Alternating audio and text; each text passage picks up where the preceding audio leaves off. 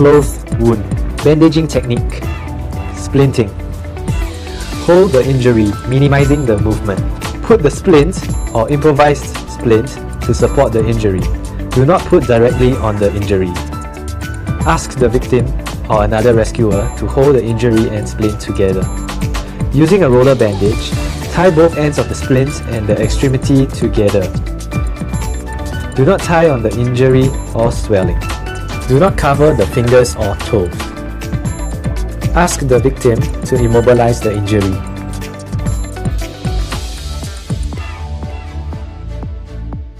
When dealing with an injured forearm, you'll use a SAM splint, gauze, and cravats.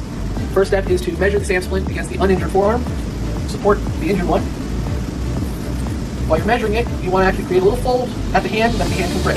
If you don't have a SAM splint, you take a roll of gauze, and that will work as well. Slide the splint underneath. Take the gauze. Start wrapping around.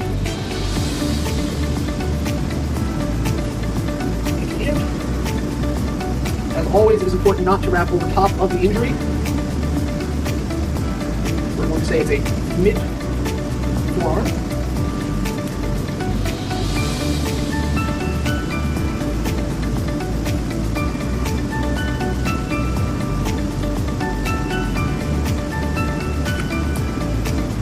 Next step would be to sling it.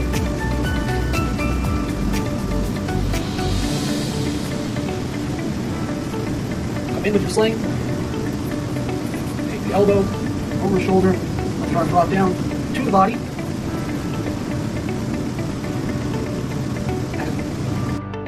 Place the splint, you can maybe splint out your SAM splint, or the wooden splint in our pro bags. Alex will help us. First thing you want to do is support the injured arm, take away from the patient. You want to hold below the injury and above the injury. In this case, the joint, you're going to hold forearm at the first. Slide the wooden splint underneath, and one over top. The object is sandwich, the injury is the arm between the boards, leaving the elbow exposed. At this point, you really do not want to bump into the elbow.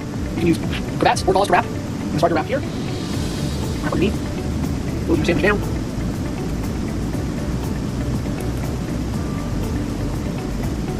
Work your way up the arm. Securing it as you go. Carefully slide between the elbow and the board.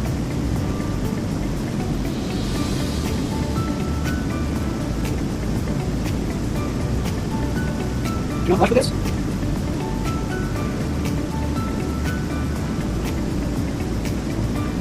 Second goal falls to this turn.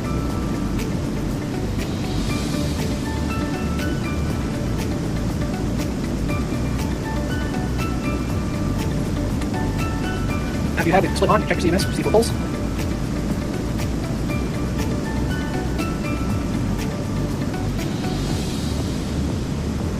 To sling this injury, you do not want to use tip sling as it would encapsulate the elbow, cause patient discomfort. Take your cravat, hold two ends together, move over your wrist, give it a twist, grab a hold, pull through. You're creating a loop, and grab the patient's wrist, hand, slide over wrist, pull tight, and have your helper push it down against your chest. Find the sling behind your neck. Comfortable. Now you can let go. Check the CMS. Feel that? Yes. Check the pulse again. Swat this injury. You want to go above the splint. Grab your hand. Please. Making not. Closed bended knee fracture version 1. This technique is applied in stabilizing a knee fracture in closed bended form. It involves two rescuers, the second rescuer to assist in stabilizing the injured limb, and the first rescuer to apply the bandages and splints. There is a need for 4 cravats consisting of 2 semi-broad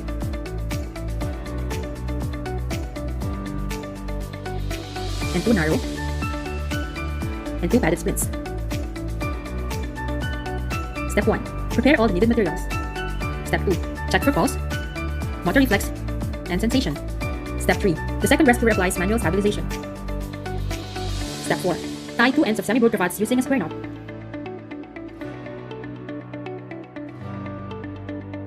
Step 5. Insert horizontally with the knot at the back of the knee until one end is at the inward and the other at the outward.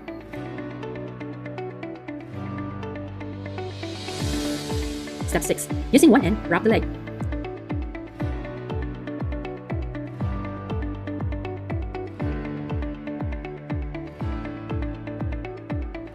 Step 7. Using the other end, wrap the thigh.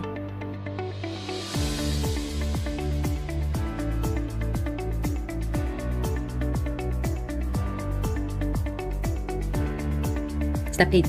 Pull 2 ends together and make a square knot. Insert loose ends.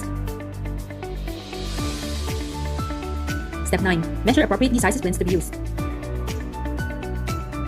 Step 10. Insert together the two narrow cravats underneath the knee, with the inner end longer than the outer end.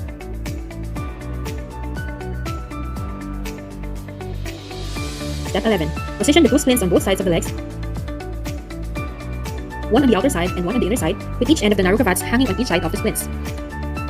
Step 12. The second rescuer assists in securing the splints. Step 13. Gently pull both ends of the first cravat. Step 14.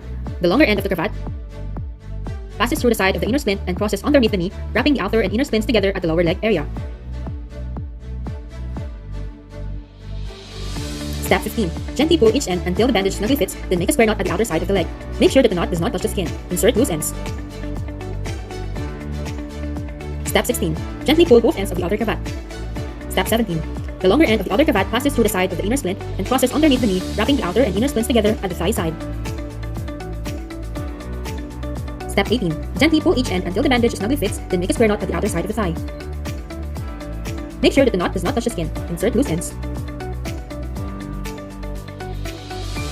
Step 19. Check for pulse, motor reflex, and sensation. You have just seen the 19 steps in stabilizing a knee fracture in closed banded form version 1. Closed straight knee fracture double lateral. This technique is applied in stabilizing a knee fracture in closed straight form. It involves two rescuers, the second rescuer to assist in stabilizing the injured limb, and the first rescuer to apply the bandages and splints. There is a need for 3 narrow cravats to secure the splint, extra pads, 2 padded splints, 1 long and 1 medium, and 1 short splint. Step 1. Prepare all the needed materials. Step 2. Check for pulse, motor reflex, and sensation. Step 3. The second rescuer applies manual stabilization. Step 4. Insert 3 folded narrow cravats under the hollow parts behind the leg. Step 5. In a sliding motion and with the help of a short splint, place 1 cravat in the mid-thigh area.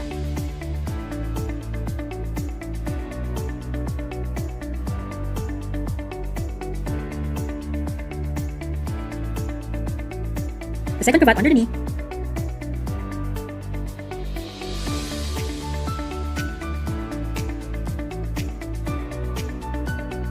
And the third cravat near the ankle.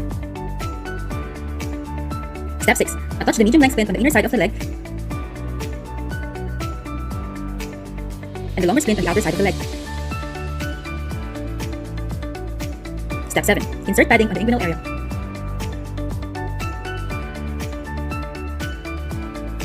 Step 8. Insert one end of the narrow cravat into the hole. Gently pull the loose end and make a square knot. Insert loose ends. Step 9. Repeat step 8 for the remaining 2 cravats.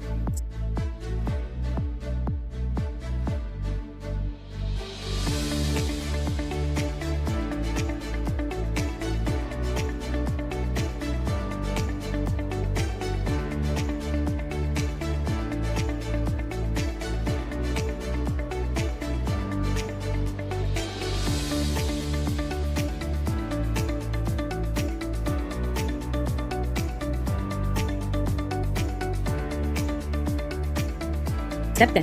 Insert additional pads on both sides of the ankle for comfort.